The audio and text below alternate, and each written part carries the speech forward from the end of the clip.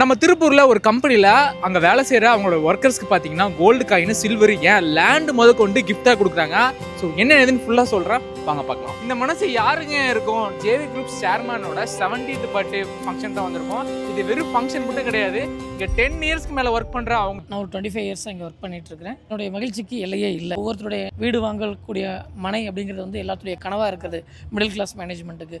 So இந்த நேரத்தில் ஒரு வீட்டுடைய மனையை வந்து ஃப்ரீயாக கொடுக்குறப்போ அது வந்து எல்லையெல்லாம் ஒரு சந்தோஷத்தை கொடுக்குது. குடும்பத்தினுடைய ஒரு உறுப்பினராக தான் பார்க்குறாங்க.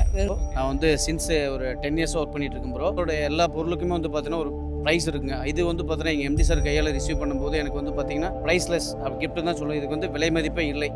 ஜேவி வாழ்க வளமுடன். எல்லோரும் கிட்டத்தட்ட 5000 பணியாளர்கள் மேலே இங்கே வந்து பயன்பட்டு இருக்காங்க.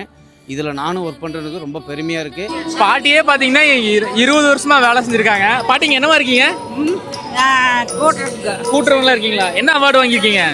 பாட்டிக்கு 30,000 ரூபாய் கேஷ் பிரைஸ் கொடுத்துருக்காங்க. சார், நாங்கள் ரொம்ப கஷ்டப்பட்ட குடும்பங்க.